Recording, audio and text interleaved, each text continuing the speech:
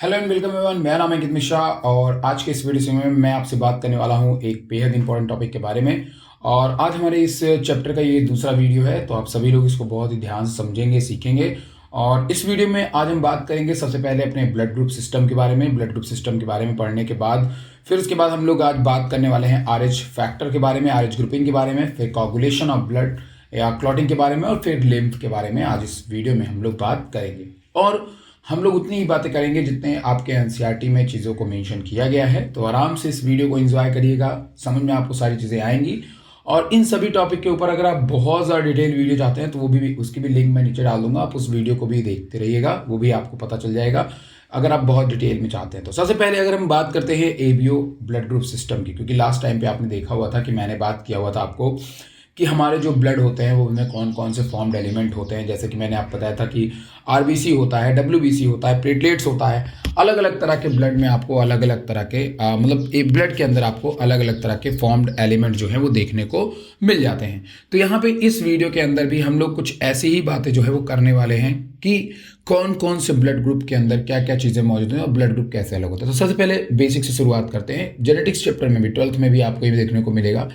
क्या था कि एक साइंटिस्ट थे जिनका नाम था कार्ल एंड स्टीनर। शुरुआत में क्या हुआ, वर्ल्ड वार के समय पे बहुत सारा अमाउंट में लोग मरते थे। और जब लोग मरते थे तो उनको जो है किसी भी इंसान का जिसका ब्लड बहुत ज़्यादा ड्रेन में बह जाता था या निकल जाता था, उनको क्या होता था कि वो ब्लड को चढ़ाया जाता था। ठीक है, ब्लड को उनके बॉडी में दोबारा से चढ़ाते थे, मतलब ब्लड को उसमें डालते थे। तो इससे क्या हुआ कि कई दफ़े तो मरीज बच जाते थे, ब्लड की कमी नहीं होती थी, कई दफ़े मरीज बच जाते थे। लेकिन कई दफ़े ऐसा होता था कि मरीज के ब्लड के अंदर या बॉडी के अंदर ट्रांसफ्यूजन या कोगुलेशन शुरू हो जाता था, ब्लड कोगुलेट करने लगता था, जिसके कारण हुआ क्या कि जो मरीज होते थे वो मर जाते थे। तो बड़ा इस सोच में भाई सब पड़े कि भाई इतना ब्लड देने के बावजूद भी ऐसा क्या हो रहा है। तो कार्ल एंड स्टीनर ने बताया भाई केवल ब्लड चढ़ा देने से कुछ नहीं होता, सबका खून लाल ही है, लेकिन उस ब्लड के अंदर जो फैक्टर्स हैं, जो शुगर है, वो अलग अलग हो सकते हैं। किसी भी ह्यूमन बीइंग का भी जो शुगर है वो अलग अलग हो सकता है। तो ये आए भाई कितने टाइप के ब्लड या एंटीजेंस मौजूद हो सकते हैं। तो कुल मिलाकर के बात यही से आई कि भाई देखो, अब आपको जो है सेम ब्लड चढ़ा देने या आपको केवल ब्लड चढ़ा देने से आप सोच लो कि मरीज बच जाएगा, तो नहीं बचेगा। उसको सेम टाइप का ब्लड या सेम ग्रुप का ब्लड चढ़ाना होगा। तो वहां से शुरुआत होती है एबीओ ब्लड ग्रुप सिस्टम की। एबीओ ब्लड ग्रुप सिस्टम जब बनाया गया तो एबीओ ब्लड ग्रुप सिस्टम में हम कैसे आइडेंटिफाई करते हैं कि किसी ह्यूमन बीइंग का जो ब्लड है वो ए है, बी है या ओ है। That is only depend upon, ये याद रखिएगा कि हमारा जो ब्लड होता है उसके लिए जीन एक ही सिंपल है, आई जीन मेंशन किया जाता है, आई जीन। उस पे मौजूद जो एंटीजन है, क्या है, एंटीजन है। अगर वो ए टाइप का है तो क्या होगा, बी टाइप का है तो हमें कैसे पता चलेगा, सी ओ टाइप का है तो हमें कैसे पता चलेगा। मतलब कुल मिलाकर के फिर ध्यान सुन लीजिए, मैं एक बार फिर से बता दे रहा हूं कि शुरुआत में लोगों को केवल ब्लड चढ़ाया जाता था, उनमें कोई ग्रुपिंग सिस्टम नहीं थी। जब ग्रुपिंग सिस्टम नहीं थी और लोगों को जब ब्लड चढ़ाया जाता था, तो जो ब्लड लोगों को चढ़ाया जाता था उस ब्लड को चढ़ाने से अगर उन दोनों के ग्रुप्स अलग थे, एक के पास में ए एंटीजन है, अगर हमने इसको बी एंटीजन वाले का ब्लड ग्रुप चढ़ा दिया तो फिर आपस में ब्लड कोगुलेट कर जाते थे। और ब्लड के कोगुलेट करने के कारण या एंटीबॉडीज बना लेने के कारण जो ब्लड होती थी वो मर जाती थी, ब्लड सेल्स डेड हो जाती थी और आदमी मर जाता था, मरीज मर जाता था। तो हमें सेम टाइप के आदमी पे सेम टाइप का ही ब्लड ग्रुप चढ़ाना है। अगर किसी आदमी का ब्लड ग्रुप ए है तो उस पर ए ही क्यों चढ़ाना, और ये कैसे पता लगता है, ध्यान सुनिए। जब हमने देखा कि ए ब्लड ग्रुप के सिस्टम को, जब हमने ए ब्लड ग्रुप सिस्टम वाले ह्यूमन बीइंग को लिया, उसके ब्लड को निकाला और उसके ब्लड को हमने देखा, तो ए ब्लड ग्रुप वाले में हमको शुगर के सारे स्ट्रक्चर सेम दिखे, शुगर के चारों स्ट्रक्चर सेम दिखे। फ्रक्टोज सेम है, गैलेक्टोज सेम है, और आपका जो है, लेकिन उसके अंदर एक जो शुगर है वो हमें ए ग्रुप के अंदर ऐसा दिखा जो हमें तीनों किसी ग्रुप में देखने को नहीं मिला, ओ को छोड़ करके। हमें ना बी में ओ देखने को मिला, ना ओ में देखने को मिला, और ए बी में ओ में देखने को मिला, और वो है आपका एन एसिटिल गैलेक्टोसामीन। एन एसिटिल गैलेक्टोसामीन एक ऐसा शुगर है जो केवल और केवल ए में एग्जिस्ट करता है। तो जिसके भी ब्लड में ए एन एसिटिल गैलेक्टोसामीन है, इसका मतलब उसका ब्लड ग्रुप ए होगा। इतनी बात क्लियर। दूसरी बात आई सामने कि भाई बी ब्लड ग्रुप क्या होगा। बी ब्लड ग्रुप में देखा गया कि भाई जिसके अंदर एक एक्स्ट्रा गैलेक्टोस मौजूद है, जहां एन एसिटिल गैलेक्टोसामीन ए में था, वहीं पे बी में क्या है, गैलेक्टोस मौजूद है। अगर गैलेक्टोस मौजूद है तो इसका मतलब उसका ब्लड ग्रुप बी होगा। ये बहुत सिंपल मैकेनिज्म से हमने ये पा लिया कि दोनों ह्यूमन बीइंग में हमें ये पता लगाना है कि किसके अंदर एन एसिटिल गैलेक्टोसामीन और किसके अंदर गैलेक्टोस है। अब तुम गैलेक्टोस वाले को गैलेक्टोसामीन में नहीं डालोगे, अगर तुमने बी को ए में डाला तो गए काम से। तो उसके बाद हो भाई ओ में क्या, ओ में कोई था ही नहीं, ओ में ना ये शुगर मिला ना वो शुगर मिला, ओ में ना ए वाला मिला ना बी वाला मिला, तो इसीलिए हमने इसको ओ नाम दे दिया। भाई इसके अंदर नथिंग, इसके अंदर सारे शुगर कॉमन है लेकिन ए और बी वाला शुगर नहीं है। और नंबर चौथे पे जो था ए बी, उसके अंदर ए वाला शुगर भी था और बी वाला शुगर भी था।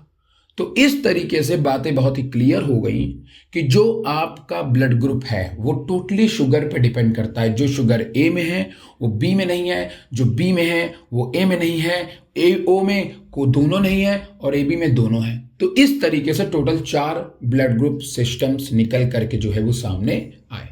और यही 4 ब्लड ग्रुप सिस्टम जो हमारे पास में आए, इन्हीं 4 ब्लड ग्रुप सिस्टम से हमने जो है चीज़ों को एनालाइज करना शुरू किया। और अब हम जो है उन ह्यूमन बीइंग को वही ब्लड ग्रुप देते थे जो ब्लड ग्रुप उनका था। लेकिन सवाल इस बात का आया कि जब हमको ब्लड ग्रुप देते थे, लेकिन उसके पहले मैं एक बात आपको और बता दूं कि ओ जो होता है हमारा, ओ ब्लड ग्रुप जो होता है हमारा, वो कहलाता है यूनिवर्सल डोनर। क्योंकि भाई साहब उसके पास तो कोई शुगर है ही नहीं है, ना उसके पास ए है ना उसके पास बी है, तो वो जिसको भी ब्लड देगा, जिसको भी ब्लड देगा वो दूसरे का ब्लड उसको आइडेंटिफाई नहीं कर पाएगा। उसको लगेगा यार कुछ है नहीं है, तो ये तो कॉमन चीज है, क्योंकि वो जितने शुगर ओ में होते हैं उतने शुगर बाकियों में पहले से मौजूद है। देखो बॉडी हमारा जो ब्लड है वो उसको डिटेक्ट करता है कि जो हमारे पास नहीं वो कैसे यहां से आ गया, तो हमारी बॉडी इसको डिटेक्ट कर लेता है। लेकिन ओ के पास तो दोनों नहीं है, तो उसको कुछ नया दिखने को ही नहीं मिला, तो ओ को सारे ब्लड ग्रुप ले लेते हैं। लेकिन ए बी में क्या है, ए बी में क्या, अगर किसी का ब्लड ग्रुप बी है उसको ए बी दे दिया तुमने, उसको तुमने क्या दे दिया, उसको तुमने ए बी दे दिया। और जो आपका ए बी ब्लड ग्रुप है वो यूनिवर्सल रेसिपिएंट है, वो सबका ले लेगा। भाई साहब अगर ए वाला आ रहा है उसके पास ए वाला शुगर भी है, बी वाला उसके पास बी वाला शुगर भी है, काम बन गया भाई उसका। तो वो यूनिवर्सल एक्सेप्टर है, लेकिन वो किसी को नहीं दे सकता। अगर ए बी वाला किसी में गया, ए बी वाला ए में गया तो बी भी उसके पास है, तुरंत रिएक्ट हो जाएगा। अगर ए बी वाला चला गया किसके पास में, बी वाले के पास में, तो ए वाला रिएक्ट कर देगा, ठीक है ना। तो इसीलिए यहां पे आपको ध्यान में रखना है कि हमारा ब्लड ग्रुप में ओ जो है वो यूनिवर्सल है, डोनर है, और ए बी जो है यूनिवर्सल रेसिपिएंट है। अब यहां पे मुद्दे पे आते हैं। चलिए सब कुछ ब्लड ग्रुप क्लियर हो गया, कार्ल एंडरसन जी ने बता दिया, बहुत बड़ी वाहवाही हो गई। चलो भाई ठीक है, अभी कार्ल एंडरसन जी का नाम बहुत अमर हो गया, लेकिन फिर से नया ड्रामा शुरू हो गया।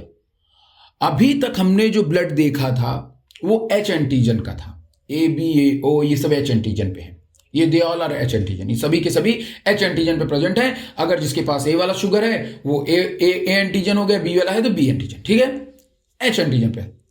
लेकिन अचानक से लोगों को पता चला कि भाई साहब हमारी बॉडी के अंदर कुछ ऐसे भी ब्लड हैं या ऐसे भी ब्लड ग्रुप के एंटीजन्स हैं जो हमारे ब्लड में एक्सपोज होते हैं, और वो एंटीजन का नाम है आर एच एंटीजन।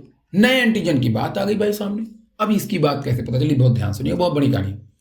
बात हुआ यूं कि कार्ल एंडरसन के बाद में बहुत सारे साइंटिस्ट और आए और देखा गया कि यार सेम ब्लड ग्रुप चढ़ाने के बावजूद भी मौतें हो रही हैं। जो प्रेग्नेंट मदर है उसके बच्चे की मौत हो रही है। तो लोगों के मन में एक सवाल आया कि आखिर अगर ये ब्लड रिलेटेड प्रॉब्लम है तो ये ब्लड रिलेटेड प्रॉब्लम एराइज कहां से हो रही है। तो इसके लिए रीसस नाम के एक मंकी के अंदर स्टडी हुई और पाया गया कि जो रीसस मंकी होता है उसके अंदर एक ऐसा एंटीजन देखने को मिला जो हमारे एंटीजन से सेम था। That is a RH antigen, जो हमारी बॉडी में एक एक्स्ट्रा एंटीजन होता था, उसको रीसस मंकी में भी रिकॉर्ड किया गया, इसीलिए हमने उसको नाम दिया RH फैक्टर। अब ये RH फैक्टर है क्या, ह्यूमन की बॉडी के अंदर जैसे बहुत सारे ऐसे ह्यूमन बीइंग होते हैं, 80% के आसपास ऐसे ह्यूमन बीइंग हैं जिनके ब्लड में RH एंटीजन प्रेजेंट होता है। और अगर हमारे ब्लड में RH एंटीजन प्रेजेंट है तो हम होंगे RH पॉजिटिव, और अगर हमारे ब्लड के अंदर RH एंटीजन मौजूद नहीं है तब होंगे हम RH नेगेटिव। लेकिन अब तुम्हारे मन में आएगा सर इससे ब्लड का कनेक्शन क्या? मतलब देखिए, अगर कोई इंडिविजुअल RH पॉजिटिव है जिसके अंदर RH एंटीजन है, और अगर कोई एंटीजन RH नेगेटिव, अगर कोई ह्यूमन बीइंग RH नेगेटिव है जिसके पास RH एंटीजन नहीं है, और RH नेगेटिव वाले ने RH पॉजिटिव को ब्लड दे दिया, तो भाई साहब बड़ा लोचा हो जाएगा। RH पॉजिटिव वाला जो है वो RH नेगेटिव के खिलाफ एंटीबॉडीज बनाएगा। रिमेंबर एंटीबॉडीज गाइस, एंटीबॉडीज का काम होता है आपकी बॉडी के अंदर आने वाले फॉरेन पार्टिकल को मारना, फॉरेन पार्टिकल को मारना। और हमारी बॉडी में जो चीज नहीं होती है ना, अगर वो चीज बाहर से आ रही है तो हमारी बॉडी को लगता है कि कोई ना कोई फॉरेन पार्टिकल आ रहा है जिसके लिए हमारी बॉडी नहीं बनी है। तो हमारी बॉडी के अंदर RH पॉजिटिव है और जहां से ब्लड आ रहा है वो RH नेगेटिव है।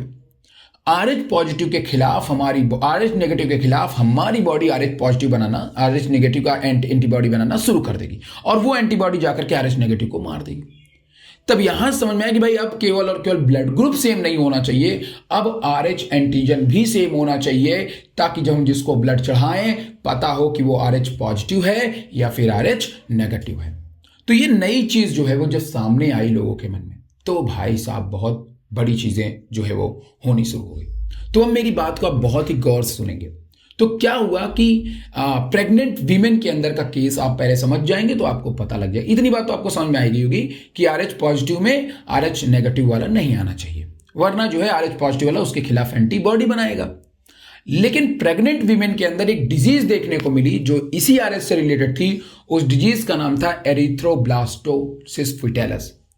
एरिथ्रोब्लास्टोसिस फिटेलिस जो है ये एक ऐसी डिजीज थी जो कि एक प्रेग्नेंट वीमेन से एक बच्चे के अंदर जो है वो कॉज हो रही थी। ये बहुत इंपॉर्टेंट डिजीज थी। तो आइए इसके बारे में हम थोड़ा सा बात कर लेते हैं। क्या होता है कि जब कोई प्रेग्नेंट, जब मान लो कि एक आदमी है जो RH पॉजिटिव है, उसकी शादी एक औरत से हुई जो RH नेगेटिव है। RH पॉजिटिव फादर और RH नेगेटिव मदर, दोनों की शादी के बाद जो बच्चा हुआ वो बच्चा RH पॉजिटिव हो गया, मतलब वो फादर को चला गया। अब बच्चे के अंदर जो ब्लड है वो RH पॉजिटिव वाला, और मां जो है वो RH नेगेटिव वाली, और बच्चा बन किस में रहा है? मां के अंदर। रिस्क के चांसेस सबसे ज्यादा बच्चा मां के अंदर बन रहा है ना, वो बच्चा जो मां के अंदर बन रहा है वो RH नेगेटिव है, सॉरी RH पॉजिटिव है, और मां जिसके अंदर ये हो रहा है वो RH पॉजिटिव है। ऐसे सिचुएशन में क्या होगा कि जो बच्चे ड्यूरिंग डिलीवरी के टाइम पे जो RH positive red blood cells है वो गलती से मां के सर्कुलेशन में जा सकता है ड्यूरिंग डिलीवरी। प्रेगनेंसी के टाइम पे अगर ऐसा हो गया कि बच्चे का जो ब्लड है वो मूव करके अगर चला गया मां के ब्लड के अंदर, तो ऐसी सिचुएशन में क्या हो जाएगा कि जो मां की ब्लड है वो उस बच्चे के RH पॉजिटिव के खिलाफ अपने अंदर धीरे धीरे क्या बनाना शुरू कर देगी? एंटीबॉडीज बनाना शुरू कर देगी। पहला बच्चा तो किसी तरह डिलीवरी होकर निकल जाएगा, लेकिन क्योंकि तब तक मां की एंटीबॉडी अपना रिस्पॉन्स नहीं कर पाएगी। लेकिन जब दूसरी प्रेगनेंसी होगी, सेकेंड प्रेगनेंसी के टाइम पे ऑलरेडी मां के अंदर वो एंटीबॉडी बनी रहेगी। और जब पहले वाले में तो एंटीबॉडी नहीं बनी थी ना, पहले वाले में एंटीबॉडी बनना शुरू हुई थी, लेकिन दूसरी वाली जब प्रेगनेंसी आएगी तो उस समय एंटीबॉडी बन के तैयार रहेगी। जैसे ही मां अपने बच्चे को न्यूट्रिशन भेजेगी, और ये तब पॉसिबल है जब दूसरा बच्चा भी क्या हो? RH पॉजिटिव हो, तभी होने की संभावना है।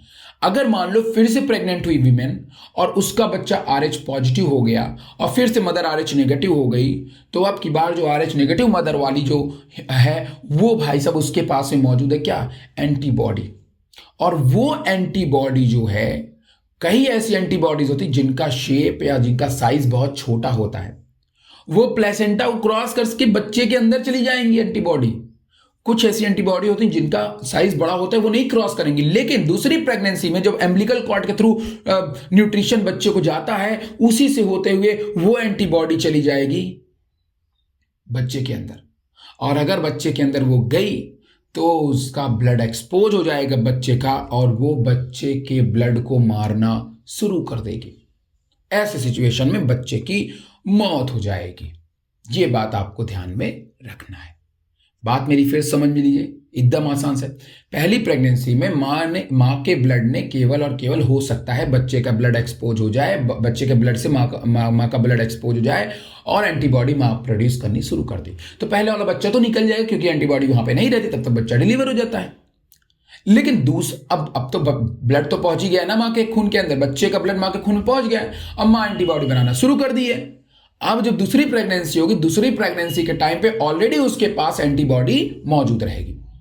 अब जैसे भाई ब्लड से ही तो न्यूट्रिशन जाता है बच्चे के अंदर, जैसे ही ब्लड से न्यूट्रिशन जाएगा तो जो छोटा सा एंटीबॉडी होगा, जो खतरनाक छोटी एंटीबॉडी है, वो प्लेसेंटा के सहारे जो है, प्लेसेंटा क्रॉस करके अम्बिलिकल कॉर्ड सारे बच्चे के अंदर चली जाएंगी और बच्चे की ब्लड से एक्सपोज होकर के काम खत्म, बच्चे का काम खत्म। अब इसको सर बचाया कैसे जाए? इसके ट्रीटमेंट के लिए एक इंजेक्शन आता है जिसका नाम है RHO-D। RH plus red blood cells enter into mother circulation में जाए तो तुम्हें क्या करना है? पहला काम ये करना है कि मदर को RHO-D नाम का इंजेक्शन लगा देना है। जैसे ही आप इस RHO-D नाम के इम्यूनोग्लोबिन को लगाओगे, इंजेक्ट करोगे मदर के ड्यूरिंग प्रेगनेंसी, तो क्या होगा कि जब RH positive red blood cells mother circulation में जाएगा तो क्या होगा कि जो मदर सर्कुलेशन में जाएगा तो जो बच्चे का जो बच्चे के अंदर अभी जो ब्लड सर्कुलेशन गया है उससे जाकर के ये बाइंड कर जाएगा, और बाइंड कर जाएगा तो मदर के अंदर होने वाले इम्यून रिस्पॉन्स को रोक लेगा।